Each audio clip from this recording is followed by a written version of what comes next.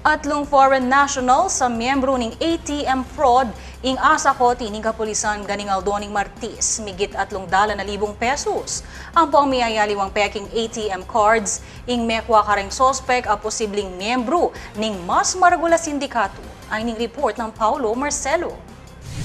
Kotindiak lareng atlong foreign nationals ganing Aldoning Martis ang mag-withdraw pera. Iba't kareng gewang peking ATM cards gamit ang impormasyon daring lehitimong ATM holders at foreigners keti. Rating suspect Rirando Sandor, edad 43 sa Nicaraguan national, Marco Bogdan, edad 26 sa Italian national, at ang Romanian national ay Petro Eveges, edad 44. Agpangkang Regional Director ng Police Regional Office 3 ay Police Chief Superintendent Aaron Aquino, kanumalaw takaya belarating suspect king mas maragula sindikato, paulining kumpleto ng gamit ready, king pamangawang peking ATM cards, asiguradong iba't aliwang bansa. Well, it's a syndicate. Meron silang pinaka-boss based dun sa statement nila. I think he is a Canadian. We really don't know kung saan naka-base yung kanilang pinaka-mastermind. And sila lang yung nag-harvest, but after harvesting, nire-remit nila itong pera na ito sa isang mastermind. Well, I guess he is based in Manila. Basiging investigasyon na rin kanuning kapulisan. Aminado na rin may sabing dayuan at ilang mas mata sa boss daddy a Canadian national at inang ginamang ibiyeng lagyo kambening balaw sa investigasyon.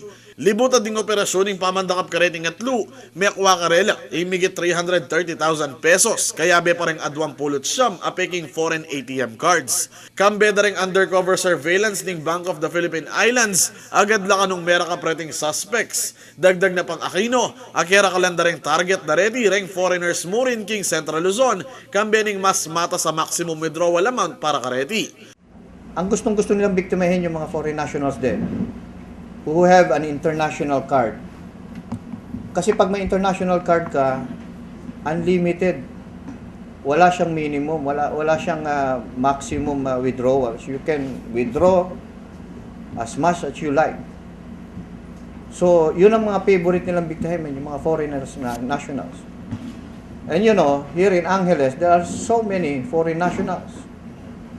And so in Olonga po and Subic. Reng miyayalo ang malyari namang gawan bang makasawop king seguridad daring impormasyon daring memalen, kalupaning pamanakap king number at balaw sa pamag-monitor king lamaning account, ing payo na naman ng kapulisan kareng memalen. Yun ang imbestigahan din namin. We will coordinate with the Bureau of Immigration and we will check kung bakit itong isang Romanian merong isang Hungarian passport. Based on the statement, nung nahuli siya, ang sabi niya, binili niya daw yung passport na yun. So, very, very unusual. Kung pwedeng nakakabili ng mga ganitong passport, saan ka naman makakabili ng ganitong passport? So, we'll try to check this lahat ng kanilang documents. Sa lukuyan naman kanong balaw sing investigasyon kedi, parigil king syndicate at pamaglawe nung makananulang milulub king bansa ring makaniting kriminal.